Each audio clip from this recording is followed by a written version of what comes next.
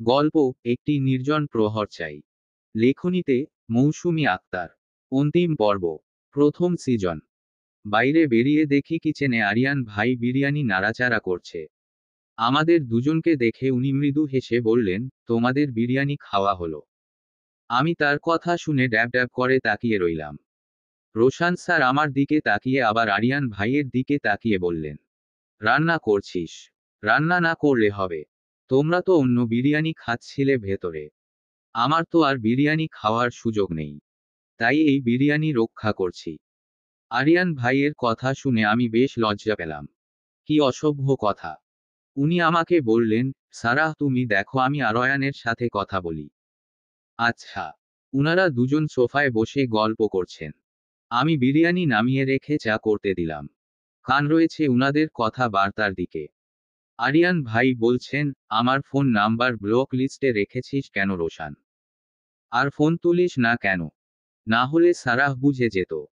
আর আমি চাচ্ছিলাম না সারাহ নতুন করে এসব ভেবে কষ্ট পাক।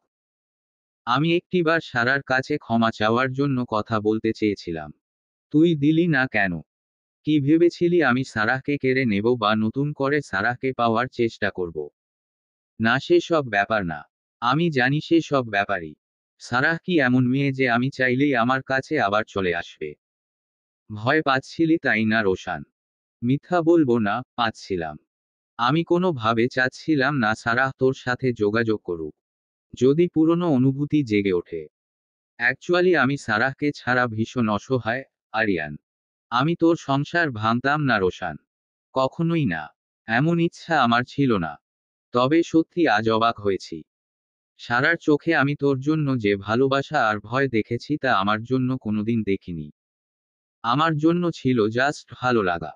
এর বাইরে কিছুই না। আমি ওর সাথে খারাপ ব্যবহার করেছিলাম। তাই অনুতপ্ত।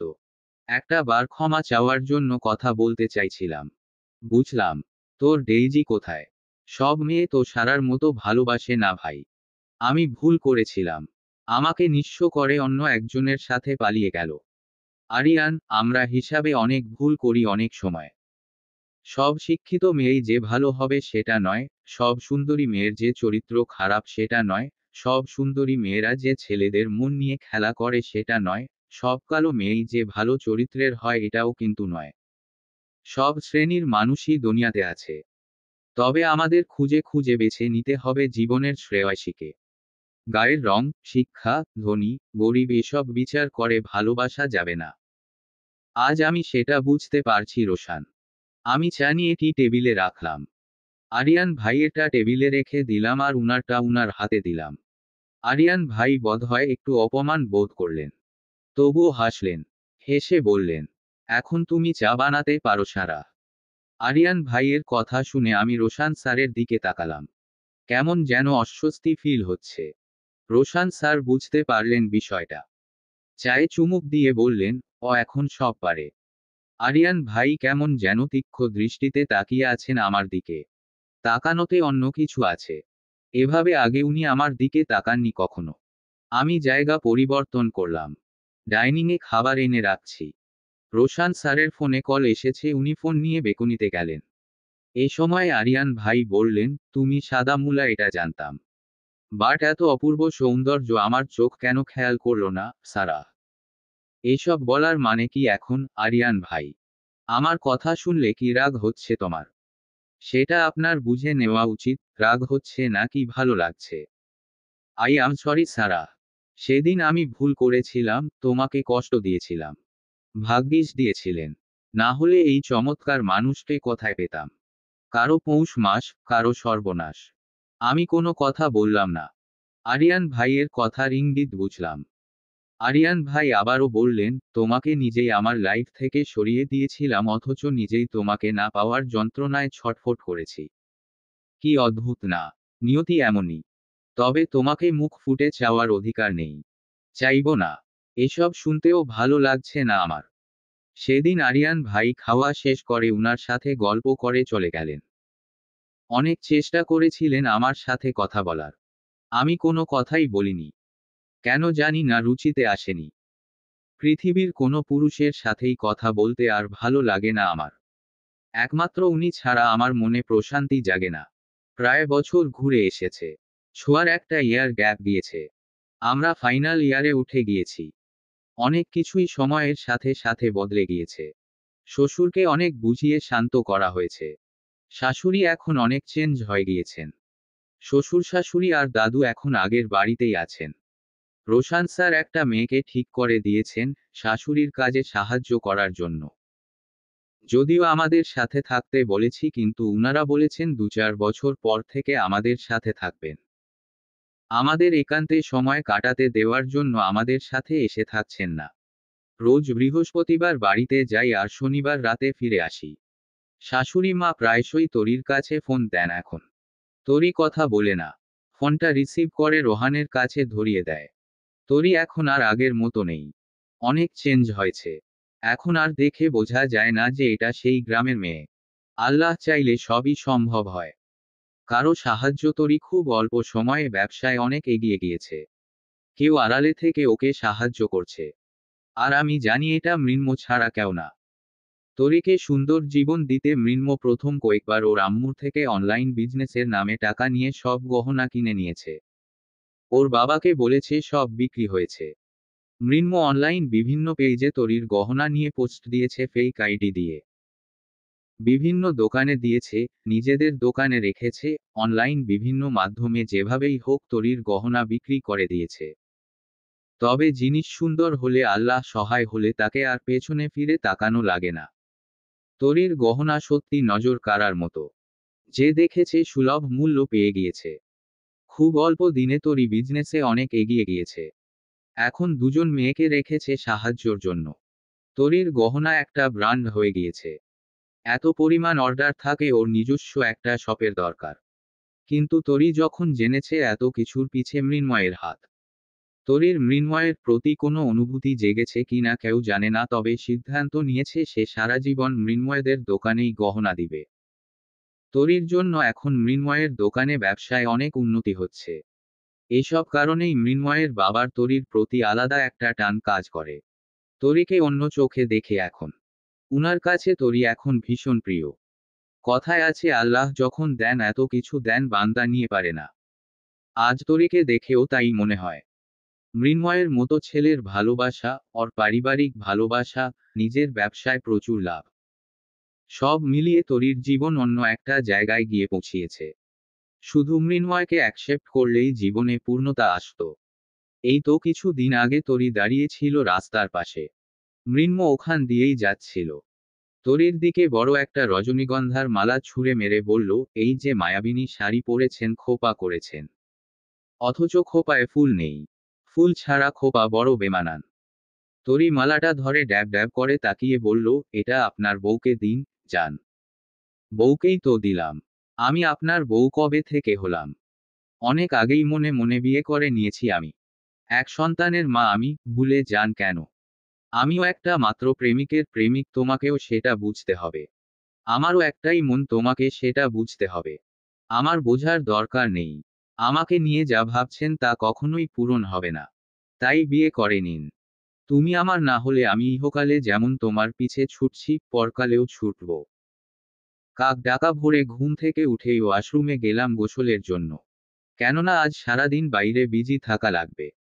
ছোঁয়া অসুস্থ, ছোঁয়াকে ডাক্তারের কাছে নিয়ে যেতে হবে। প্রায় 15 দিন ধরে ওর গা গুলিয়ে আসে, বমি আসে, খাবারে অরুচি, চোখ মুখ শুকিয়ে এসেছে। সেদিন আবার ওর স্টুডেন্টের বাসায় মাথা ঘুরে পড়ে গিয়েছিল। বাসার পাশেই 2টা টিউশনি নিয়েছে ছোঁয়া। যে মেয়ে গাড়িতে চলাচল করত সে আজ ভালোবেসে সংসার করতে টিউশনিও করায়। তন্ময় বেশ চিন্তিত, ছোঁয়ার কিছু হলো না তো। অথচ আমার মন বলছে ছোঁয়া প্রেগন্যান্ট। কতবার বললাম ইউরিন টেস্ট করা। অথচ সে বলে তাদের ফ্যামিলি প্ল্যানিংয়ের পদ্ধতি গ্রহণ করা আছে। তাই কনসিভের কোনো চান্স নেই। চিন্তা আমারও হচ্ছে, তাহলে কি হলো ছোঁয়ার? গোসল শেষ করে লাল রঙের একটা গাউন সাথে লেগিংস পরে মাথায় টাওয়াল পেঁচিয়ে বেরিয়ে এলাম। বেরিয়েই দেখি উনি লুঙ্গি পরে গলায় টাওয়াল ঝুলিয়ে দাঁড়িয়ে আছেন। আমি চোখ বড় বড় করে উনার দিকে তাকালাম। আমার শাড়িতেও এত সুন্দর কুচি পরে না, উনার লুঙ্গিতে যত সুন্দর কুচি পড়েছে। বিয়ের প্রথম দিকে লুঙ্গি পরতেন না। ইদানিং প্রায়ই বাসায় লুঙ্গি পরেন। অ্যাশ আর সাদার সংমিশ্রণে লুঙ্গিটা ভীষণ সুন্দর লাগছে। উনাকে দারুণ সুদর্শন দেখাচ্ছে। আমাকে ড্যাব ড্যাব করে তাকিয়ে থাকতে দেখে ভ্রু নাচিয়ে বললেন, কি দেখছো? দেখছি মানুষকে লুঙ্গি পরলেও এত সুন্দর দেখায়। যার বউ এত সুন্দর তার জামাইকে তো সুন্দর দেখাতেই হবে। এই সুযোগে নিজের বউয়ের প্রশংসা করে দিলেন। প্রশংসা তো করতেই হবে। লাল টুকটুকে বউ আমার। উনি প্রশংসা করলেই এখনো আমি লজ্জা পাই। আমাকে লজ্জা পেতে দেখে বললেন, এত লজ্জা পাচ্ছ কেন? এমনি। উহু, অন্য কারণ আছে নিশ্চয়। কি কারণ থাকবে? গোসল করেছো কেন? জানেন না। ছোঁয়ার কাছে যাব তাই। ওসব তো বাহানা মাত্র। সত্যি করে বলো তো কাহিনী কি? আবার কি কাহিনী হবে? আমার শরীর কেমন কেমন যেন লাগছে। কেমন কেমন? সত্যি করে বলো তো আমি ঘুমিয়ে গেলে এই অসহায় ছেলেটার সাথে কি কি করেছো? কি করব আমি? আমি জানি তুমি রোমাঞ্চ করেছো, আমার ঘুমের ফায়দা নিয়েছো। ছি! কি সব অসভ্য কথা! কিছু করনি তুমি। মোটেও না, আমি কি অমন মেয়ে নাকি? উনি এগিয়ে এসে আমার 2 হাত চেপে ধরে ঠোঁটে মৃদু হাসি নিয়ে ঘাড়ে ঠোঁট ডুবিয়ে গাঢ় চুমু দিয়ে বললেন, অমন হতে কে নিষেধ করেছে হুম, আমি নিষেধ করেছি। আমি তো চাই তুমি অমন নও বরং তার থেকে একটু বেশি হও। উনি মোহনীয় কণ্ঠে প্রেমের উষ্ণতা ছড়িয়ে দিলেন আমার সারা শরীরে। আদুরে স্পর্শ দিতে দিতে বললেন, তুমি যত লজ্জা পাও ততই ভালো লাগে। ততই আদর করতে ইচ্ছা করে। বলেই ওষ্ঠ নিয়ে আমার ওষ্ঠ বরাবর এগিয়ে এলেন। উনাকে আটকাতে। উনার ঠোঁটে হাত রেখে বললাম, ব্রাশ না করে কিস করতে পারবেন না শ্যামসুন্দর পুরুষ। বলেই গাল টিপে হাসলাম। উনি হো হো করে দুষ্টু হেসে বললেন, তোমাকে কিস করব বলেই ব্রাশ শেষ করে রেডি হয়ে আছি। উনার নেশাক্ত চোখে তাকিয়ে আছেন। বুঝলাম এই মানুষটাকে আটকানোর সব চেষ্টাই বৃথা যাবে। ঠোঁটে ঠোঁট ডুবিয়ে খানিক সময় নিয়ে কিস করে বললেন, তোমাকে সাত সকালে ভেজা চুলে লাল ড্রেসে এত কিউট লাগছে আদর না করে পারলাম না। একটা পুরুষকে এলোমেলো করে দিতে এমন রূপে একবার সামনে আসাটাই যথেষ্ট প্রণয়নী। তোমার প্রেমের অনন্ত নেশায় পড়েছি, তোমার রূপ সাগরে ডুবেছি। ভীষণ লজ্জা পেয়ে উনাকে ধাক্কা মেরে বললাম, সরুন তো। অসভ্য একটা। তন্ময়দের বাসায় পৌঁছিয়ে দেখি ছোঁয়া শুয়ে আছে। তন্ময় ওর মাথায় হাত বুলিয়ে দিচ্ছে। আমি দরজায় কড়া নেড়ে বললাম, আসবো? তন্ময় বলল, দ্রুত আয়। ছোঁয়ার মাথায় হাত দিয়ে বললাম, ইউরিন টেস্ট করানো উচিত ছিল। ছোঁয়া ক্লান্ত কণ্ঠে বলল, যা ভাবছিস তা নয় কিন্তু। অন্য কিছু হয়েছে। তন্ময় বলল, দেখ এসব বলে আমাকে ধরিয়ে দিচ্ছে। অন্য আর কি বা হবে? রেডি হয়ে নে। দেখি ডক্টর কি বলে। তন্ময় ছোঁয়াকে রেডি করিয়ে দিল। একটা অটো ডেকে নিয়ে এলো। অটোতে তন্ময়ের কাঁধে মাথা রেখেছে ছোঁয়া। তন্ময় ওর মাথায় হাত বুলিয়েই যাচ্ছে আর বলছে কিছুই হবে না। আমি আছি না। কিছুক্ষণের মাঝে ডাক্তারের কাছে পৌঁছালাম। ডাক্তারের কেবিনে প্রবেশ করলাম তিনজনে। ডাক্তার সাহেব ছোঁয়াকে বললেন, তুমি ম্যারিড? তন্ময় বলল, জি স্যার, আমার ওয়াইফ। ডাক্তার তন্ময়ের দিকে তাকিয়ে বললেন, আপনার স্ত্রী না হয় অসুস্থ তাই চোখ মুখ শুকিয়ে গিয়েছে। কিন্তু আপনার কি হয়েছে? আপনার চোখ মুখের এ অবস্থা কেন? তন্ময় ঢোক গিলে বলল, ওর কিছু হয়নি তো। হয়েছে তো, মারাত্মক কিছু হয়েছে। কি হয়েছে? আপনার ওয়াইফের থেকে আপনাকে বেশি সিক লাগছে। আপনার মতো অনেক ছেলেকেই দেখেছি, অসুস্থ ওয়াইফকে এনে চিন্তায় সে নিজেই অসুস্থ হয়ে যায়। প্লিজ স্যার বলুন, কি হয়েছে? পিরিয়ডে কি অনিয়ম হয়েছে? জানি না তো স্যার। হাজবেন্ড হয়ে এটা জানেন না? গত মাসে তো ঠিকই ছিল, এ মাসেরটা জানি না এখনো। মনে হচ্ছে আর জানা সম্ভবও হবে না। কেন স্যার? আই থিংক সে মা হতে চলেছে। শিওর হতে জাস্ট একটা আল্ট্রাসোনো দিচ্ছি। তন্ময় কেমন মুগ্ধ চোখে তাকালো ছোঁয়ার দিকে। কিন্তু ছোঁয়ার মুখে মলিনতা। আমার কাঁধে মাথা রেখে ক্লান্ত চোখে তাকালো তন্ময়ের দিকে। ছোঁয়া ক্লান্ত কণ্ঠেই ডাক্তারকে বলল, কিন্তু স্যার আমরা তো ফ্যামিলি প্ল্যানিং পদ্ধতি গ্রহণ করেছিলাম। ডাক্তার হেসে বললেন, ফ্যামিলি প্ল্যানিং পদ্ধতিও মিস হয়ে যায়। এমন উদাহরণ বহুত আছে। যাকে সৃষ্টিকর্তা পাঠাবেন তাকে আটকানোর সামর্থ্য মানুষের তৈরি ফ্যামিলি প্ল্যানিংয়ে নেই। আমি তো অনেক সতর্ক ছিলাম। তুমি কি খুশি হওনি? চোখ মুখ এমন দেখাচ্ছে কেন? খুশির থেকে টেনশন বেশি। যাকে দুনিয়াতে আনবো তাকে যদি ঠিকভাবে মানুষ করতে না পারি। কারণ আমরা দুজনেই স্টুডেন্ট। তন্ময় ছোঁয়ার দিকে তাকিয়ে বলল, এসব কি বলছো তুমি? মানুষ করতে পারবো না মানে? তন্ময় মৃদু হেসে বলল, আমি পারবো। ডাক্তার বললেন, তোমরা ঠিক করেছ। আমিও মেডিকেলে পড়ার সময় ফার্স্ট ইয়ারেই বিয়ে করেছিলাম।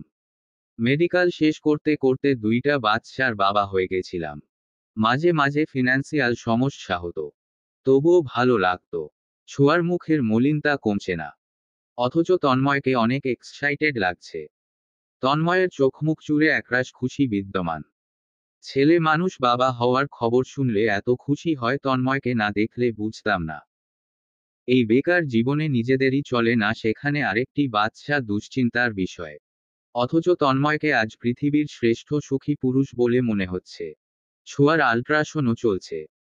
যে ডক্টর আল্ট্রাসোনোগ্রাম করছেন, তিনি হেসে বলে উঠলেন, পেটে তো বাচ্চা খুব অল্প দিনের। তন্ময় অতি আনন্দে বলে উঠল, ও এস। সাথে সাথে ওর মাকে ফোন দিয়ে জানালো। মৃন্ময় আর দীপকেও জানালো। আমি ওদের দুজনকে শুভ কামনা জানালাম। ডাক্তারের ওখান থেকে আসার পর থেকেই ছোঁয়া কেমন চিন্তিত। তন্ময় ছোঁয়ার কপালে চুমু দিয়ে বলল, আমি আছি না, কিসের চিন্তা? বাচ্চা ছাড়া জীবনটা অপূর্ণ থাকে। ছোঁয়া, আমি রিয়েলি অনেক হ্যাপি। এত বেশি হ্যাপি বোঝাতে পারবো না তোমাকে। রিকের মালিক আমরা না, উপরওয়ালা। আর তুমি দেখবে আমাদের বাচ্চাকে আমাদের বেস্টটা দিয়ে মানুষ করব আমরা। আমাদের প্রতিষ্ঠিত হওয়ার গল্প আমাদের বাচ্চাও দেখবে। আমরা তিনজন একসাথে জীবন যুদ্ধ করব। আমি মুগ্ধ হয়ে দেখছি ওদের কথাবার্তা। জীবনে ভালো থাকতে কি খুব বেশি কিছু লাগে নাকি তন্ময়ের মতো একটি ছেলেই যথেষ্ট? রাস্তার পাশে তাজা রজনীগন্ধা ফুলের মালা বিক্রি করছে। তন্ময় অটো থেকে নেমে 150 টাকা দিয়ে একটা মালা কিনল। তন্ময়দের বাসায় ঢুকতেই বিশাল বড় পুকুর আছে। পুকুর পাড়ে বসার জায়গা আছে। তন্ময় বলল, ছোঁয়া, বাসায় পড়ে যাব, আগে চলো ওখানে বসি। কেন? একান্তে তোমার সাথে একটু সময় কাটাবো বলে। আমি বললাম, এই যে নতুন মা বাবা, আমি আসি। একান্ত ঘনিষ্ঠ মুহূর্তে থাকতে চাচ্ছি না। কই যাবি? থাক না তুই। আমি এদিক দিয়ে ঘুরে দেখছি, তোরা বসো। আমি চারিদিক ঘুরে দেখছি। খারাপ না জায়গাটা? ভালোই। তন্ময় ছোঁয়ার হাত শক্তভাবে ধরে বলছে, তুমি আমার সন্তানের মা হতে চলেছ ছোঁয়া। তুমি আমার প্রথম ভালোবাসা, তোমার থেকেই জন্ম নিবে আরও একটি ভালোবাসা। ক্ষমতা থাকলে এই বিশ্বের সব থেকে দামি উপহার এনে তোমার পায়ে হাজির করতাম। সেটা সম্ভব নয়, তাই এই পৃথিবীর সব থেকে মহামূল্যবান নিখুঁত ভালোবাসা তোমাতে সমর্পণ করছি। কথাটা বলেই রজনীগন্ধার মালাটা ছোঁয়ার হাতে পরিয়ে দিল। ছোঁয়া তন্ময়ের বুকে মাথা রেখে বলল, ভয় হচ্ছে। ভয় নেই, আমি আছি। বিকালে বাসায় ফিরে বসে আছি। উনি মনোযোগ দিয়ে ক্রিকেট খেলা দেখছেন। আমাকে অস্থির দেখে বললেন, সারাহ, কি হয়েছে? কি হবে? মানুষ দুদিন বিয়ে করতে পারেনি, মা বাবা হয়ে যাচ্ছে। আর আপনি বুড়ো হয়ে যাচ্ছেন, সেসব কোনো চিন্তাই নেই। উনি ভ্রু উঁচিয়ে তাকিয়ে বললেন, আচ্ছা এই ব্যাপার, কাছেই তো আসতে দাও না।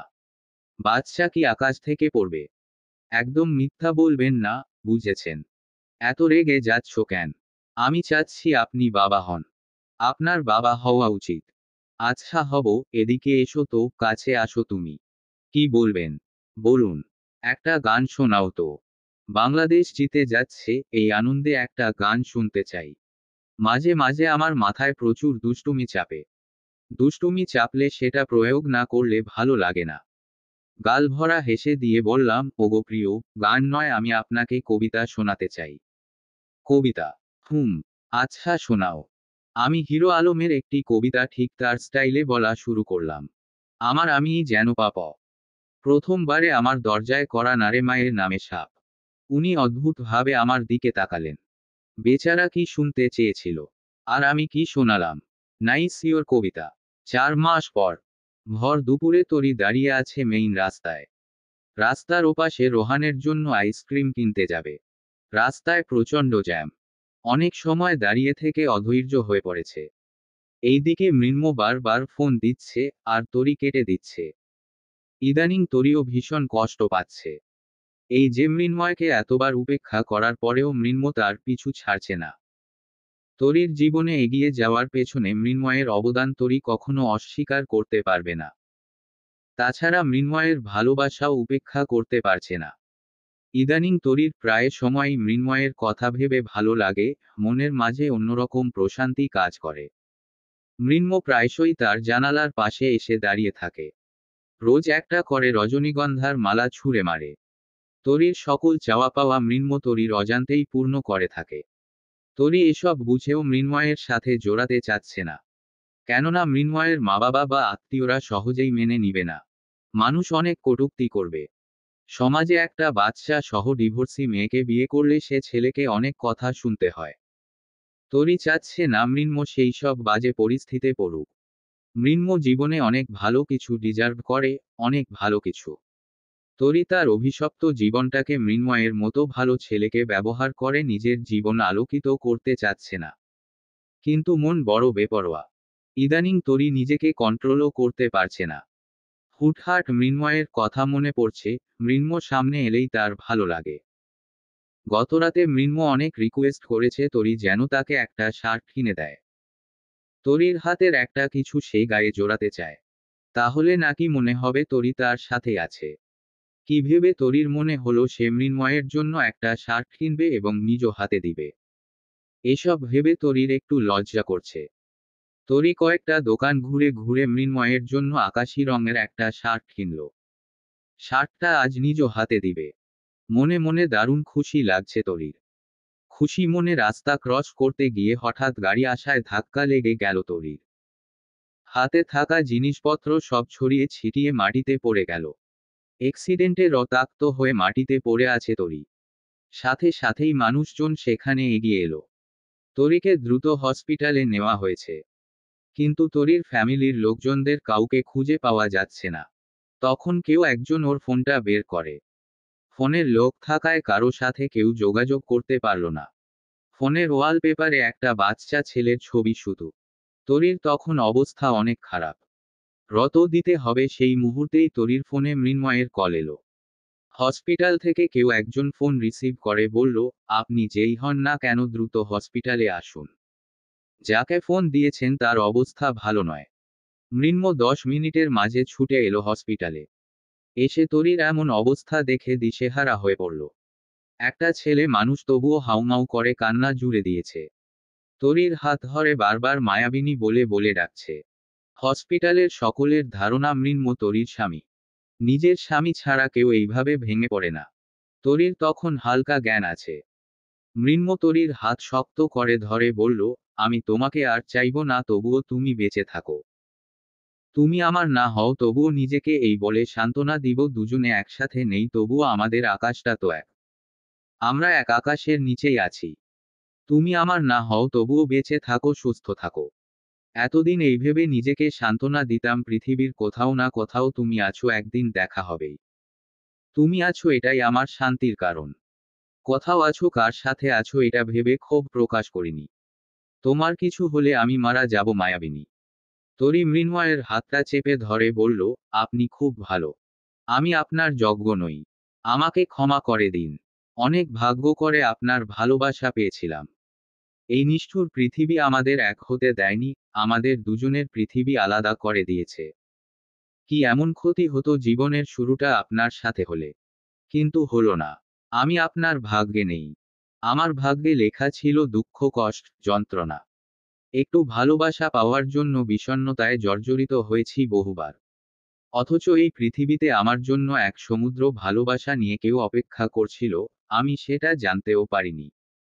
মৃন্ময় আপনার জন্য আমার কষ্ট হয়, ভীষণ কষ্ট। আমি বেঁচে থাকবো কি না জানি না, শার্টটা আপনার। আমি নিজে পছন্দ করেছি। আমার ছেলেকে দেখে রাখবেন প্লিজ। ওর বড় পাপ্পা আর নতুন আম্মার পাশাপাশি আপনিও খেয়াল রাখবেন প্লিজ। তরি করুণ সুরে কথাগুলো বলে চোখ বন্ধ করল। মৃন্ময় তখন কেমন উন্মাদের মতো আচরণ করছে। হসপিটালের মানুষ মৃন্ময়কে আটকাতে পারছে না। আইসিইউতে রাখা হলো তরিকে। ততক্ষণে আমরাও খবর শুনে পৌঁছিয়ে গিয়েছি। মৃন্ময় কেমন পাগলের মতো করছে হসপিটালে। বাইরে আমরা সবাই অপেক্ষা করছি। তরি একটা ভালোবাসা নামক প্রাণ আমার কাছে। ওর জন্য এত যুদ্ধ করা আমার। ওর কিছু হলে আমি কি করব? হসপিটালে ছোঁয়া, তন্ময়, দীপ, দাদু, শ্বশুর শাশুড়ি। আমি খেয়াল করলাম মুখে মাস্ক লাগিয়ে হসপিটালের বাইরে দাঁড়িয়ে আছে ওশান। মাসখানিক আগের কথা। সেদিন ছিল শুক্রবার। অনেকদিন পরও বাড়িতে ওশানের সাথে দেখা হয়েছিল। ওশান এতদিন জেল খেটেছে। ভীষণ অনুতপ্ত হওয়ায় রোশান স্যার জামিন করিয়ে এনেছেন। রোশান স্যার এবং আমার পা জড়িয়ে ধরে খুব কান্নাকাটি করেছিল। নিজের পাপের জন্য ক্ষমা চেয়েছে। রোহানের জন্য ছটফট করছে। একটা মানুষ যতই খারাপ হোক না কেন পিতা হিসেবে খারাপ হয় না কখনো। ওশানের রোহানের প্রতি ভালোবাসার কমতি নেই, তবে খারাপ জগতে প্রবেশ করে সন্তানের প্রতি যে দায়িত্বশীল হওয়া উচিত সেটা হয়ে উঠতে পারেনি। প্রতিটা মানুষই পরিবর্তনশীল। ওশানও আজ পরিবর্তন হয়েছে। সব সময় টুপি মাথায় থাকে, 5 ওয়াক্ত নামাজ আদায় করে। মাটির দিকে চোখ থাকে সারাক্ষণ। সারাক্ষণ তওবা পড়ে। সেদিন অনেকদিন পরে রোহানের সাথে দেখা হয়েছিল ওশানের। ছেলেকে জড়িয়ে ধরে হাউমাউ করে কেঁদেছে। সব মানুষই নিজের ভুল বুঝতে পারে, তবে সঠিক সময়ে বোঝে না বলে জীবনে ভোগান্তির শেষ থাকে না। ওশানের অবস্থাও আজ সেই। ওশান সকলের হাতে পায়ে ধরছে তরিকে ফিরিয়ে নিয়ে এসে দেওয়ার জন্য। দীর্ঘদিন তরিকে ছাড়া উপলব্ধি করতে পেরেছে তরি তার জীবনের খাঁটি সোনা ছিল, কিন্তু সঠিক সময়ে মূল্য দিতে পারেনি। তরিকে ভোলা ওশানের পক্ষে কোনোদিন সম্ভবপর নয়। ওশান তরির সাথে অবিচার করার পরও তরির যেমন ওশানের প্রতি ভক্তি আর ভালোবাসা ছিল, যেভাবে ওশানের সেবা যত্ন করত তা কোনোদিন কোনো মেয়ে করবে না। ওশানের প্রতিটি সেকেন্ড তরির যন্ত্রণায় কাটে। বারবার করে চাইছে যদি আর একটা বার সুযোগ পেত তরির সাথে জীবন কাটানোর, তাহলে তরিকে জীবনের সবটা দিয়ে ভালোবেসে বুঝিয়ে দিত যে সেও ভালোবাসতে জানে।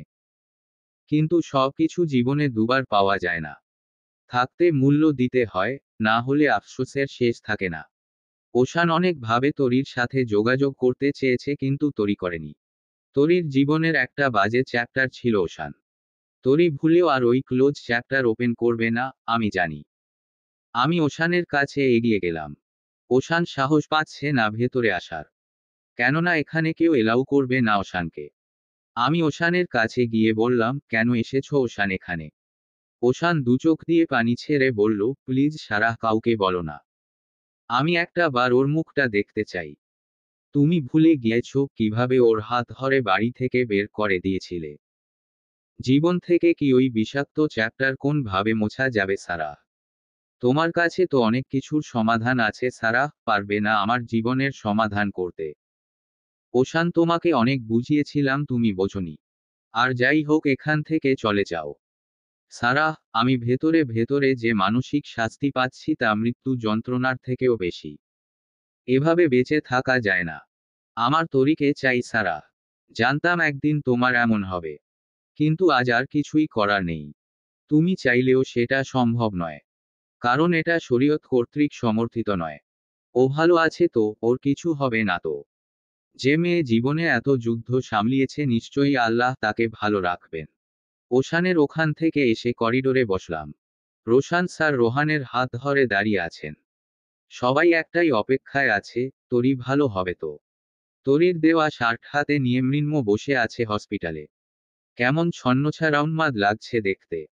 চুলগুলো এলোমেলো, শার্টের বোতাম খোলা, ওয়াল হেলান দিয়ে এক হাঁটু ভেঙে হাঁটুর উপর হাত দিয়ে বসে আছে। 3 দিন মৃন্ময় বাড়িতে যায়নি। সকাল গড়িয়ে দুপুর, দুপুর গড়িয়ে বিকাল হয়ে গেল। অথচ মৃন্ময় উঠছেই না। চোখ দুটো লাল রক্ত জবার মতো হয়ে আছে। রোহান কান্নায় ভেঙে পড়েছে। আমি তরির জন্য মানত করে হসপিটালে প্রবেশ করলাম। মৃন্ময়ের মা বাবা এসেছে হসপিটালে। পিহু তার মা বাবাকে বলেল, তোমাদের সাথে আমার কথা আছে। ভাইয়া ছোটবেলা থেকেই তরি আপুকে পছন্দ করে। পরে আপুর বিয়ে হয়ে যায়। কিন্তু তরি আপু সেখানে ভালো থাকেনি। ডিভোর্স হয়ে যায়, আর এর পিছনে তরি আপুর দোষ থাকে না। তরি আপু অনেক ভালো মেয়ে। জীবন যুদ্ধে হেরে গিয়েছে শুধু। ভাইয়া এখনো আপুকে ভালোবাসে। সমাজের অন্য মানুষের মতো তরি আপু ডিভোর্সি বলে তোমরা আপত্তি করো না। তাহলে ভাইয়াকে হারাতে হবে। তোমাদের ঘরেও একটা মেয়ে আছে, আজ যদি আমারও কোনো কারণে ডিভোর্স হয় তাহলে আমাকেও কেউ বিয়ে করতে চাইবে না। বাবা, ভাইয়াকে আমি ভীষণ ভালোবাসি। আমাদের কিছুর অভাব নেই। ভাইয়াকে তোমরা কোনো কিছুর অভাবে রাখোনি। তাই এই অভাবটাও রেখো না। যে অভাবে মানুষ থেকে মানসিক রোগী হয়ে যাবে ভাইয়া। টাকা পয়সা ছাড়া মানুষ বাঁচতে পারে কিন্তু ভালোবাসা ছাড়া কেউ বাঁচতে পারে না। ভাইয়া দীর্ঘদিন মানসিক অসুখে আছে, সুখের অসুখ তারা করে বেড়াচ্ছে। তোমরা প্লিজ তরি আপুকে মেনে নাও তোমরা। তরি আপু সুস্থ হলে তোমরা তরি আপুর কাছে যাবে ভাইয়ার জন্য। আপুকে বুঝাবে ভাইয়াকে বিয়ে করার জন্য। তরি আপুর আগের শাশুড়ি খুব খারাপ ছিল। মা বাবাও নেই। বোনেরাও কেউ কোনো খোঁজ রাখেনি। ভালোবাসার মতো কেউ নেই। প্লিজ আম্মু বাবা তোমরা আমাকে যে ভালোবাসা দিয়েছ সেই ভালোবাসাটা তরি আপুকে দিও। তরি আপুকে বুঝতে দিও না যে সব শাশুড়ি খারাপ হয়। আমার খুব কষ্ট হয় আপুর জন্য। ভাইয়ার জন্য আমরা হয়তো অনেক ভালো ফ্যামিলির শিক্ষিতা সুন্দরী মেয়ে আনতে পারবো, কিন্তু ভাইয়া তাতে সুখী হবে না। ভাইয়ার চোখে তরি আপুই বিশ্ব সুন্দরী। দ্বিতীয় কোনো নারীকে আর ভালো লাগবে না। তাছাড়া তরি আপু যে কোনো সুন্দরী আর শিক্ষিতা মেয়ের থেকে কম নয়। তরি আপুর মন থেকে ভালোবাসা নামক জিনিস উঠে গিয়েছে। তোমরা আপুর কাছে গিয়ে বুঝাবে জীবনে দ্বিতীয়বার মুভ অন করা যায়। সেটা হয় দারুণ আনন্দের। মৃন্ময়ের বাবা এসে আমার সাথে কথা বলছেন। মৃন্ময়ের মা মৃন্ময়ের পাশে গিয়ে বসলেন। পৃথিবীতে সব মা খারাপ হয় না। মৃন্ময়ের মা চমৎকার একজন মানুষ। ছেলের চোখের পানি মুছিয়ে কপালে চুমু দিয়ে বললেন, কি হয়েছে বাবু, তোমার এ অবস্থা কেন? মৃন্ময় বুকে মাথা গুজে হাউমাউ করে কেঁদে উঠল। যে ছেলেটা চঞ্চল, ডানপিটে ভালোবাসার জন্য সে ছেলেটাও আজ কাঁদছে।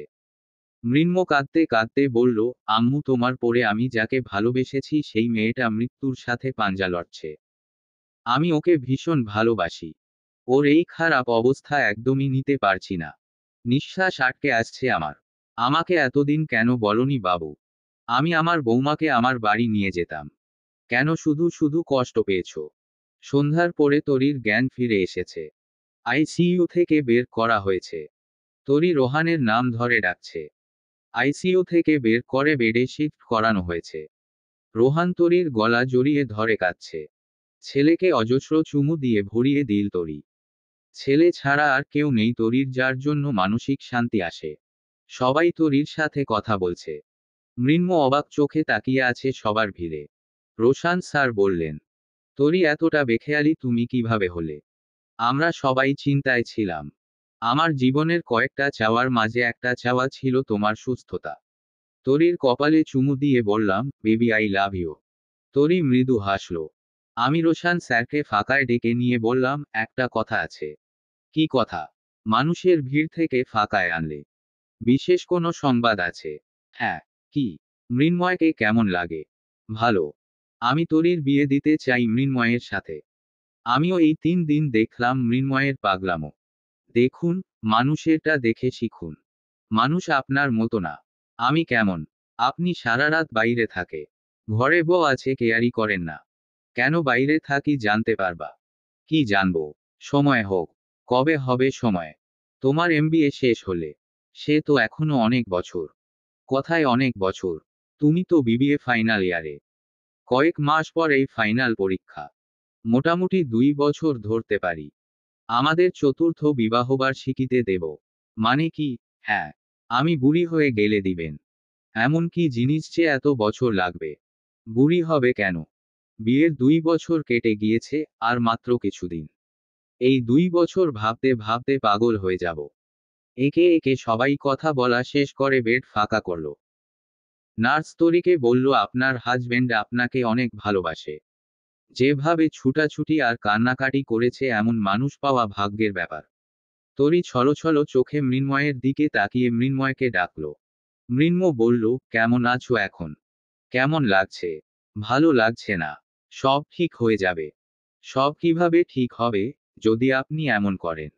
নিজের দিকে তাকিয়ে দেখেছেন কি অবস্থা? দেখার সময় পাইনি। খেয়েছেন? হুম। মিথ্যা বলছেন কেন? তুমি 3 দিন না খেয়ে আইসিইউতে আর আমি খাবো। কেন খাবেন না বলুন তো? কি আছে আমার মাঝে? কেন এমন করেন? এসব প্রশ্ন করো না। খেয়ে নিন। এখন তুমি না বললেও খাবো। আপনি এখনই বাসায় যান, গিয়ে খেয়ে রেস্ট করুন। আমি কোথাও যাব না। এমন করছেন কেন?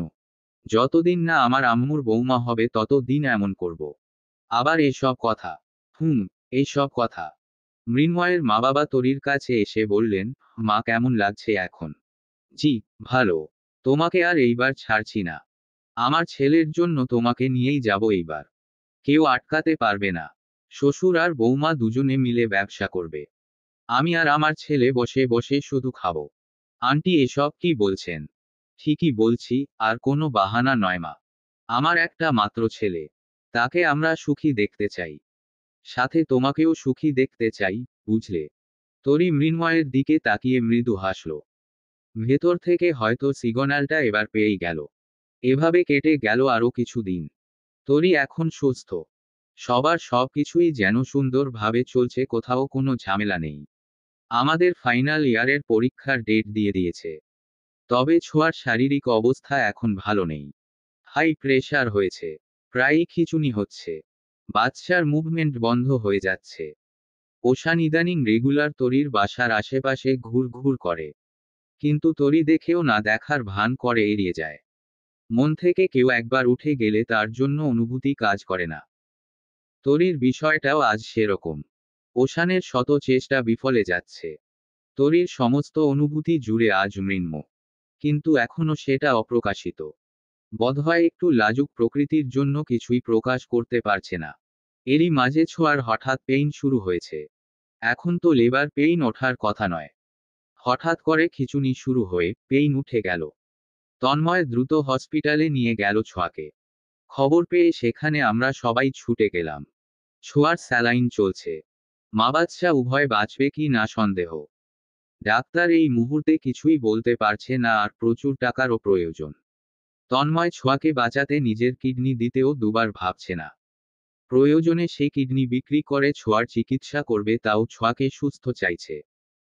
ডাক্তারকে বলে দিয়েছে যত টাকা লাগে লাগুক, ছোঁয়ার চিকিৎসায় যেন কোনো ত্রুটি না হয়। ছোঁয়ার অবস্থা খুব একটা ভালো নয়। আমার কাছে মনে হলো ছোঁয়ার মা বাবাকে খবর দেওয়া উচিত। বারান্দায় এসে ফোন কানে দিয়ে দেখি নিচে তরি দাঁড়িয়ে আছে। ছোঁয়ার খবর শুনে হসপিটালে ছুটে এসেছে। আমি ছোঁয়ার মায়ের কাছে খবর পৌঁছিয়ে দিলাম। তারা আসবে কি না জানি না। তরির পথ আটকে দাঁড়ালো ওশান। তরি প্রচণ্ড বিরক্ত মুখে অন্যদিকে ঘুরে দাঁড়ালো। বোঝা যাচ্ছে রাগে ফেটে যাচ্ছে। ওশান আচমকা তরির পায়ের নিচে বসে পা জড়িয়ে ধরে বলল, আমাকে ক্ষমা করে দাও তরি। প্লিজ তরি, আমাকে একটা সুযোগ দাও। তরি, আমাদের বাচ্চার কথা ভেবে আমাকে একটা সুযোগ দাও। রোহান মা বাবা ছাড়া কিভাবে থাকবে? ওর জীবনে মা বাবা দুজনেরই প্রয়োজন। একদিন না তুমি আমায় ভালোবাসতে, সেই ভালোবাসার কথা ভেবে না হয় তুমি আমাকে আরেকবার ভালোবাসার চেষ্টা করো। ছেলের মা বাবা দুজনের প্রয়োজন, সেটা অনেক আগে ভাবা উচিত ছিল। রোহানের এখন বাবার প্রয়োজন নেই। আর জীবনে যেন আমার সামনে না আসা হয়। তরি পা ঝাড়া মেরে হসপিটালের দিকে রওনা হলো। তরির সাথে মৃন্ময়ও ছিল। মৃন্ম তরির পাশে সাথে হাঁটতে হাঁটতে বলল, কি ভাবছো? কোন বিষয়ে? ওশান, ফিরে যাবে ওর কাছে? হ্যাঁ, যাব। সত্যি যাবে? হুম। সত্যি? হুম। কেন? বলবো কেন? আচ্ছা যা তুই। কে নিষেধ করছে যেতে? এখনই যা। তুই তুই করছেন। করলে কি পাপ হবে? তুই না আমার থেকে বয়সে ছোট, তুই বললে সমস্যা কি? তাই বলে তুই বলবেন। প্রেমিকা তো আর না যে তুমি তুমি বলবো। আচ্ছা মনে থাকবে। এই শোনো তরি, আর তুই বলবো না। আপনি বলবো। এইবার বলো, যাবে ওর কাছে? কি মনে হয়? বুঝতে পারি না তোমাকে। আমার চোখের দিকে তাকান। তাকাতে সাহস পাই না। আজ তাকান।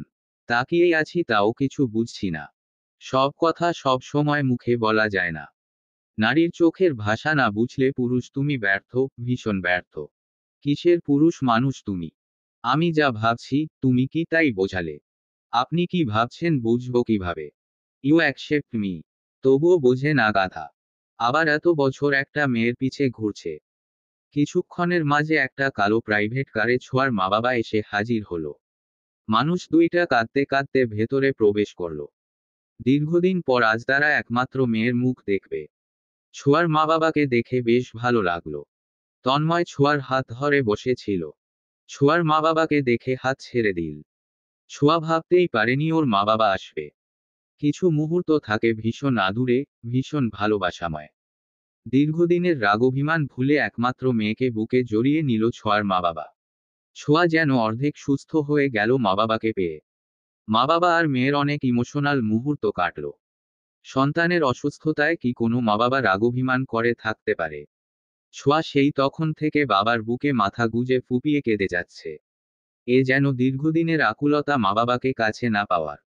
ছোঁয়ার এই অসুস্থতার পিছনে মেইন কারণই ছিল বাবা মাকে কাছে না পাওয়া। মানুষ বলে না, শুধু ভালোবাসার মানুষ হলেই সুখী হওয়া যায়। আর সে চিন্তা থেকেই মা বাবাকে রেখে প্রেমিকের হাত ধরে পালিয়ে যায়। এই সিদ্ধান্তটা জীবনের সব থেকে বড় ভুল। মানুষের জীবনের প্রথম ভালোবাসা হলো মা বাবা। সেই প্রথম ভালোবাসার দোয়া না থাকলে দ্বিতীয় ভালোবাসায় পুরোপুরি সুখী হওয়া যায় না। মোটেও যায় না। ছোঁয়া দীর্ঘদিন মানসিক কষ্টে ভুগেছে। বাড়ি ছেড়ে পালিয়ে সুখে থাকলেও মা বাবার ভালোবাসার অসুখ তাকে তাড়া করেছে। আজ যেন মানসিক শান্তি খুঁজে পেল। তন্ময় কি করবে বুঝতে না পেরে কেবিন থেকে বেরোনোর জন্য পা বাড়াল।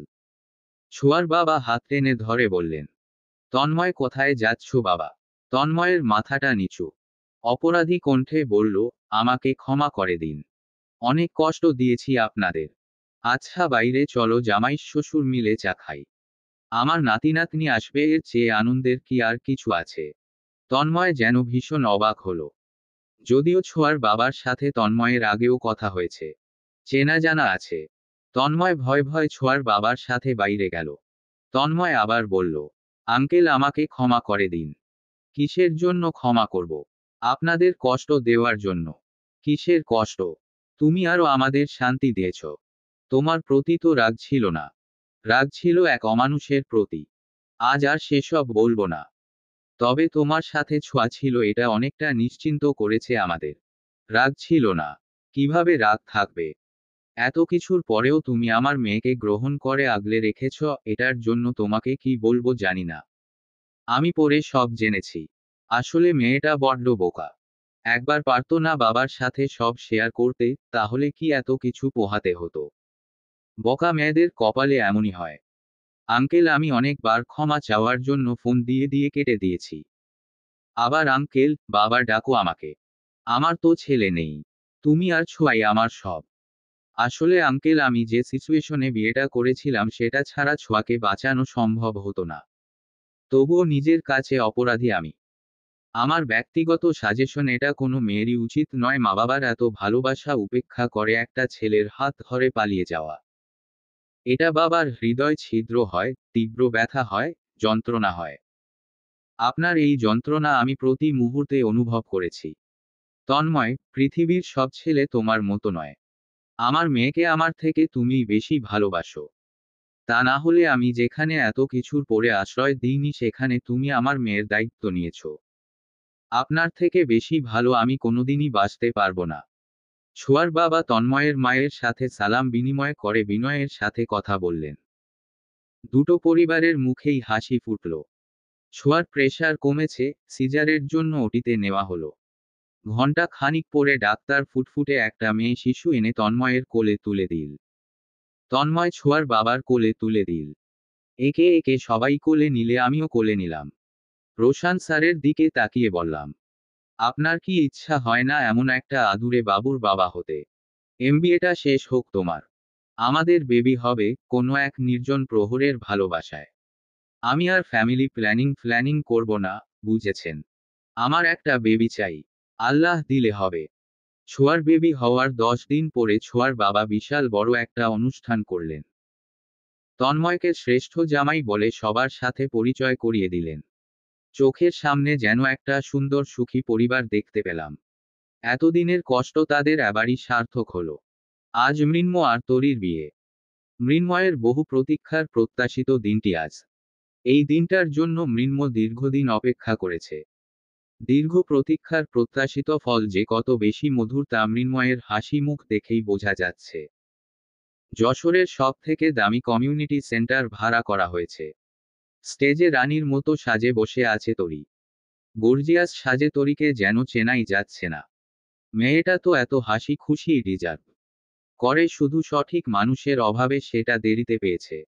তরির পাশেই বসে আছে মৃন্ময়। এই নবদম্পতিকে ঘিরে দাঁড়িয়ে আছি আমরা সকলে। রোহান ছোঁয়ার মেয়েকে কোলে নিয়ে ওয়া করে খেলা করছে। ছোঁয়া আর তন্ময়ের মেয়ে স্পর্শী। রোহান বারবার বলছে তোকে আমি স্পর্শ করেছি স্পর্শী। রোহান তাকে খ্যাপাচ্ছে, সে হয়তো বুঝছে না, তবে খিলখিল করে হাসছে। বাচ্চার হাসির শব্দের মতো সুন্দরতম মিউজিক কি আর দুনিয়ার কোথাও আছে? ফটোগ্রাফার মৃন্ময় আর তরির ছবি তুলছে। ফটোগ্রাফার বারবার ছবির বিভিন্ন পোজ দেখিয়ে দিচ্ছে। মৃন্ময় বলল, আমি একটু আমার বউকে উঁচু করে ধরে ছবি তুলতে চাই। তরি বলল, মোটেও না। ছি, মানুষের মাঝে এসব কি? আড়ালে যা করার তা তো করবই। মানুষের মাঝে খারাপ কিছু করব না। রোশান ভাইয়া কিন্তু তাকিয়ে আছেন। স্যার আমার দুলাভাই এখন। এখানে লজ্জা পাওয়ার কিছুই নেই। আমি উনার চোখে হাত রেখে বললাম, নে মৃন্ময় উঁচু কর। মৃন্ময় তরিকে উঁচু করে তুলে ধরল। তরির গলায় মৃন্ময় থুতনি ঠেকিয়ে ছবি তুলল। দুজনের হাসি মাখা মুখশ্রীতে কি সুন্দর দেখাচ্ছে। তরি বলল, এবার আমাকে নামানোর অনুরোধ করছি প্রিয়। নামাব মায়াবিনী, তার আগে সবার মাঝে একটি কথার উত্তর দাও। কি কথার? আগে বলো, এতদিন কেন ঘুরালে আমাকে? মানুষ সহজে কিছু পেয়ে গেলে তার মূল্য দিতে জানে না, তাই অনেক সাধনার পরে পেলে তার সঠিক মূল্যায়ন করতে জানে। মায়াবিনী, তুমি কি জানো? প্রথম ভালোবাসা কখনো ভুল হয় না, মানুষ ভুলতেও পারে না। সারা জীবনই মূল্য দিতে জানে। উহু, প্রথম ভালোবাসা যে সব সময় সঠিক মানুষের সাথেই হয়, সত্যিকারের হয়, এটা কিন্তু ভুল। কিছু কিছু সময় লাইফে আসা দ্বিতীয় ব্যক্তিটি কিন্তু সত্যিকারের মানুষ হয়। আমি মুগ্ধ হয়ে তাকিয়ে আছি ওদের দিকে। দুটো মানুষের কাছে ভালোবাসার দুটো ব্যাখ্যাই আলাদা। কারো কাছে প্রথম প্রেম বিষাক্ত, কারো কাছে প্রথম প্রেম শুদ্ধ। তরি আর মৃন্ময় বাস্তব জীবনের উদাহরণ। তন্ময় ছোঁয়ার কাঁধে হাত রেখে ছবি তুলল কতগুলো। এসবের মাঝে সবার অলক্ষ্যে রোশান স্যার আমার হাত আলতো করে চেপে ধরলেন। আমি উনার মুখের দিকে তাকালাম, উনিও তাকালেন। এই চাহনিতেই ছিল নেশাক্ত এক অনুভূতি। ওদের বিয়ের 10 দিন পরেই আমাদের ফাইনাল ইয়ার পরীক্ষা শুরু হলো। 1 মাসের মধ্যেই পরীক্ষা শেষ হয়ে গেল। মৃন্ময় আর তরির বিয়ের 2 মাস পরেই তরি আবারও অন্তঃসত্ত্বা হলো। বছর ঘুরতে না ঘুরতে আবারও একটি ছেলে সন্তানের মা হলো। রোহানের আরও একটা ভাই হলো। সবার জীবনের সব অশান্তি কেটে গিয়েছে। ধীরে ধীরে সবাই যার যার লাইফে সন্তান নিয়ে ব্যস্ত হয়ে পড়েছে। এটা স্বাভাবিক হয়। তরির এখন বিশাল বড় বিজনেস। মৃন্ময়দের ফ্যামিলি বিজনেস তরির হাত ধরে অনেক দূর এগিয়ে গিয়েছে। সেই তরি আজ অনেক সুখী। এরপরই পিহুর বিয়ে হয়ে গেল। হয়তো দীপের কখনো পিহুকে মনে ধরেছিল, কিন্তু বন্ধুত্ব নষ্ট হওয়ার ভয় বলা হয়ে ওঠেনি। কিছু ভালো লাগা একান্তই নিজের মনে থেকে যায়, কাউকে বলা হয়ে ওঠে না। একটা চাপা কষ্ট দিয়ে যায়। সবাই আজ যার যার জীবন নিয়ে বিজি। নিজেকে যেন কেমন একা লাগে। ভীষণ একা। সবার কোলে বাচ্চা আছে। শত চেষ্টা করেও কোনভাবেই কনসিভ করতে পারছি না আমি। সবার সময় কাটানোর জন্য ছোট্ট বেবি আছে। সারাদিন উনি বাইরে থাকেন। আমি একা। এখান আর চাইলেও হুটহাট বন্ধুদের সাথে আড্ডা দিতে পারি না। ওদের বাবু নিয়ে ওরাই পেরে ওঠে না। অনেক কিছুই একটা সময় বদলে যায়। এমবিএ ফাইনাল পরীক্ষা শেষ করলাম। সব কিছুই বিষণ্ণ লাগে। বন্ধুদের সাথে আগের মতো আর কথা বলি না। উনি প্রায় জিনিসটা খেয়াল করছেন আর আমাকে বলছেন, আমার সারাহকে কিন্তু এমন বিষণ্ণ মানায় না। আমি সেই ছটফটে মেয়েটাকে চাই, যে মেয়েটা অন্যায় দেখলে প্রতিবাদ করত। কারো কষ্ট মুছে দেওয়ার জন্য যে কোনো ঝুঁকি নিতে প্রস্তুত ছিল, যাকে একটু আদর কম করলে রাগ দেখাতো, প্রচুর ঝগড়া করত। আমার সেই মেয়েটাকে চাই, বুঝলে? এই চোখে বিষণ্ণতা মানায় না। এই চোখ অগ্নিরূপেই দারুণ লাগে। এই মুখে মলিনতা মানায় না, মানায় খিলখিল করা হাসি। এমবিএর রেজাল্টও দিয়ে দিয়েছে। সবাই ভালো রেজাল্ট নিয়েই পাশ করেছি। কথায় আছে মানুষ পাপ করলে নিজ থেকেই শাস্তি পেয়ে যায়। ভালোবাসার যন্ত্রণার থেকে বড় যন্ত্রণা পৃথিবীতে নেই। ওশান যে যন্ত্রণা পাচ্ছে, এর চেয়ে মৃত্যুই শ্রেয়। শাশুড়ি আমাদের বাসায় বেড়াতে এসেছেন। খুব মন খারাপ। যতই হোক মা তো সন্তানের জন্য কষ্ট পাচ্ছেন। আমাকে অনুনয় করে বললেন, তুমি চাইলেই কিন্তু পারতে অনেক কিছু ঠিক করতে। আমি দোষ দেব না তোমার। তবুও অশান্ত নিজের ভুল বুঝেছে। তরির জন্য ছেলেটা শেষ হয়ে যাচ্ছে। একবার সুযোগ দিলে মনে হয় ভুল শোধরাতে পারত। আমি কিছুই বললাম না। এসব নিয়ে কিছুই বলার নেই। উনি বিগত 15 দিন ভীষণ ব্যস্ত আছেন। মাত্র 4 রাত বাসায় এসেছেন। তাছাড়া দিনরাত বাসায় আসেন না। সেদিন সকালে ইউরিন টেস্টের পর থেকে ওই যে উনি বললেন, আমি কিছুদিন বিজি থাকব। সেই ব্যস্ততা আর শেষ হলো না। শরীরটা কেমন পুড়ে যাচ্ছে জ্বরে। সন্ধ্যায় একরাশ মন খারাপ নিয়ে দাঁড়িয়ে আছি বেকনিতে। বিগত 1 বছরে প্রতি মাসে ইউরিন টেস্টের কোনো ফলাফল পজিটিভ আসেনি। এর জন্য দিন দিন কেমন একাকিত্ব অনুভব করছি আমি। কিছুই ভালো লাগে না। উনি প্রায় রাত করে করে বাসায় ফেরেন। আমার বেবি হয় না বলে কি আমায় কেয়ার করেন না? আমায় কি উনি আর ভালোবাসেন না? বেবি না হওয়ার জন্য কি উনি বিরক্ত? এসবই কি আমার ব্যর্থতা? ভীষণ কষ্ট হচ্ছে। উনাকে 7 দিন দেখিনি। আজ সকালে কথা হয়েছিল। আর হয়নি। ফোন দিলেও রিসিভ করেননি। কেমন যেন মনে হচ্ছে এখনই প্রাণটা বেরিয়ে যাবে। সব ঝাপসা হয়ে আসছে। আমাদের কি আর দেখা হবে না, শ্যামসুন্দর পুরুষ? আমি কি আপনার বুকে মাথা গুজে মরতেও পারবো না? এলোমেলো চুল, লাল টকটকে চোখ, জ্বরের মাত্রা ক্রমশ তীব্র হচ্ছে। চোখে সব ঝাপসা দেখতে দেখতে বেলকনিতেই পড়ে রইলাম। কানে ভেসে আসছে ফোনের টুংটাং শব্দ।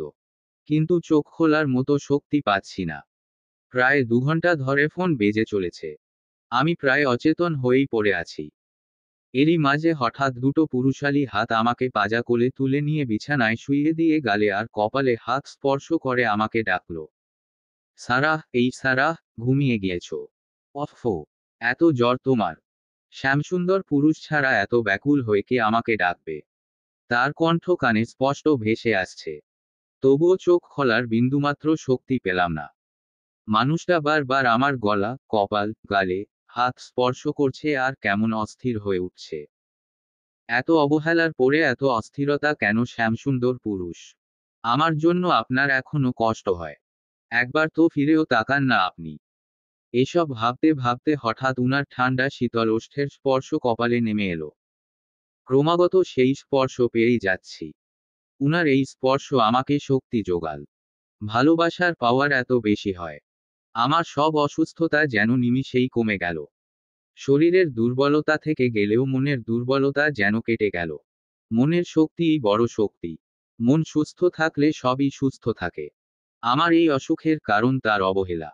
সে কি বোঝে না? তার না থাকা আমাকে ভেঙে দেয়, দুমড়ে মুচড়ে দেয়, শক্তিহীন করে দেয়। আমার এই অসুস্থতার কারণ সে নিজেই। তার সামান্য একটু স্পর্শ পিপাসিত হৃদয়কে শীতল করে তুলল। আস্তে করে চোখ খুললাম। আমার দিকে তাকিয়ে বললেন, এখনই ডাক্তারের কাছে নিতে হবে। এত জ্বর কখন এলো? বলেই উনি ফোন হাতে নিতে গেলেন। আমি হাত টেনে ধরে ক্লান্ত কণ্ঠে বললাম, নিতে হবে না কোথাও। একটু পাশে বসুন। আমার খুব কষ্ট হচ্ছে। উনি ব্যাকুল হয়ে বললেন, কোথায় কষ্ট হচ্ছে তোমার?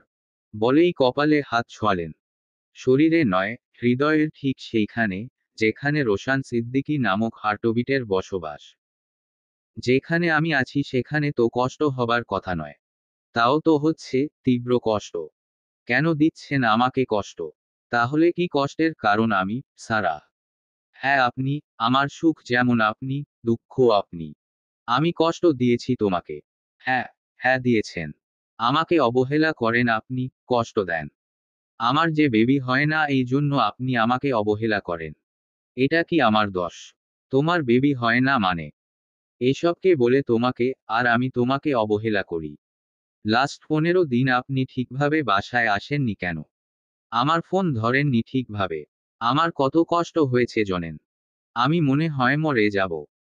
উনি আমার অশ্রুসজল চোখের দিকে তাকিয়ে চোখের পাতায় চুমু দিয়ে বললেন, তোমার চোখের অনন্ত মায় আমি ডুবেছি সারাহ, অথচ অনন্ত সুখ এনে দিতে পারিনি।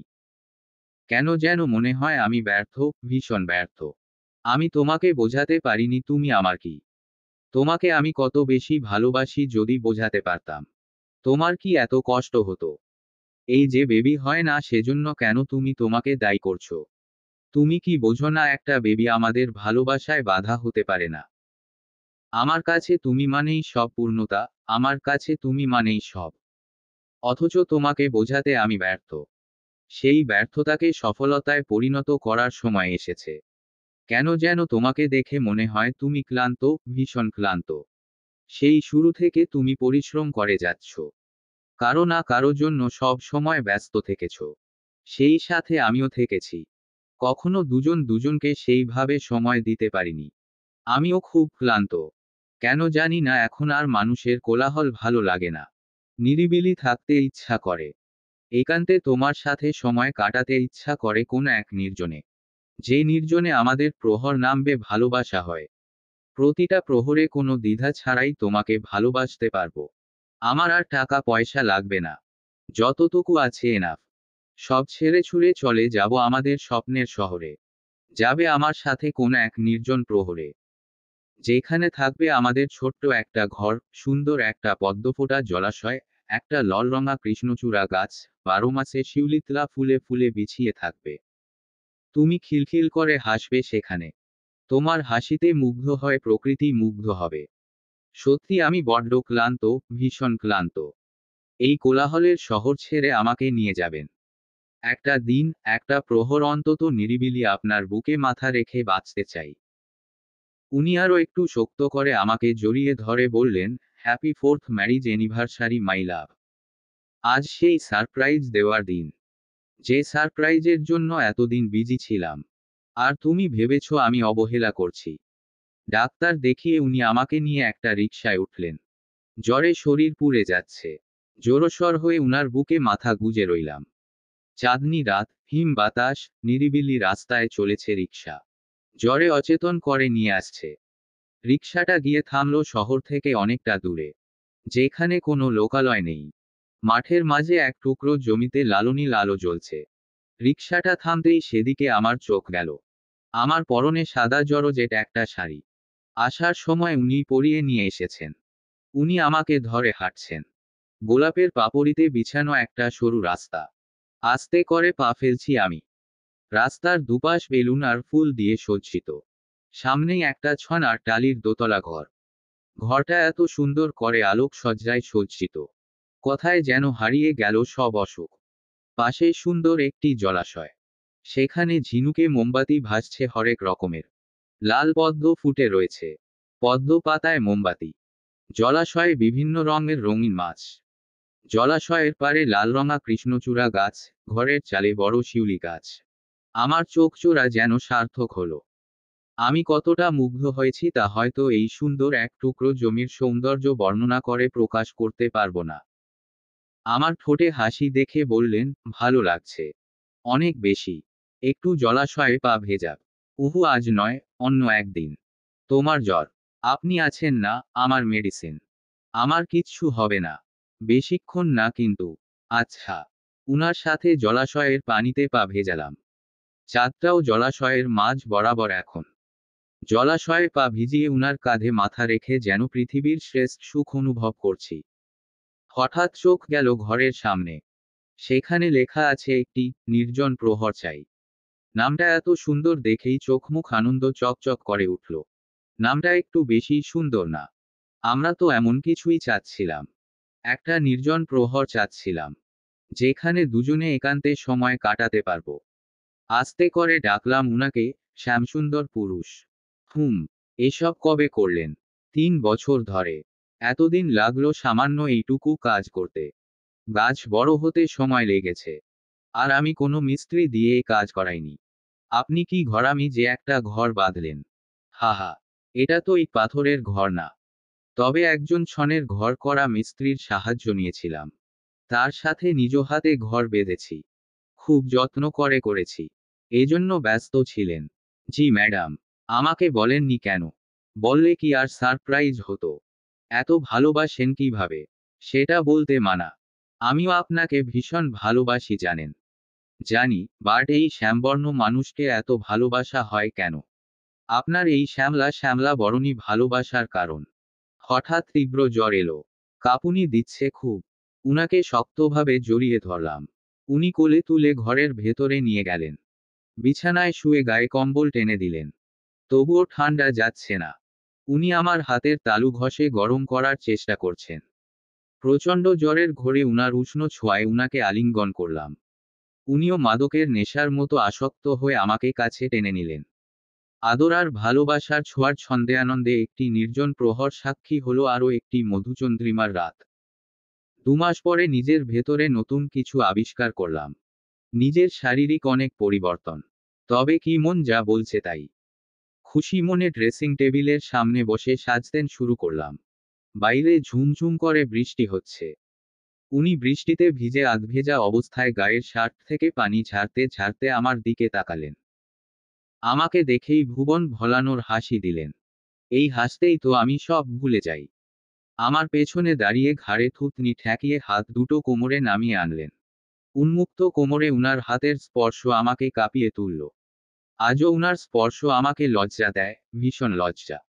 উনি ঘাড়ে চুমু দিয়ে বললেন, এত খুশি কেন লাগছে তোমাকে? একটু উঁচু হয়ে উনার কানে ঠোঁট ছুঁয়ে বললাম, সম্ভবত আপনি বাবা হতে যাচ্ছেন।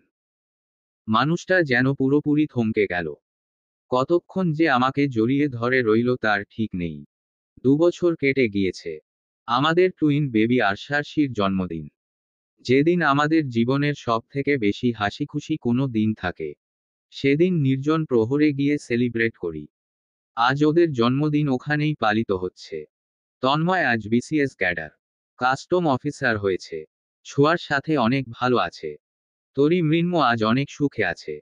তরি আজ একজন সফল উদ্যোক্তা। সেই সাথে ভালো আছি আমরা।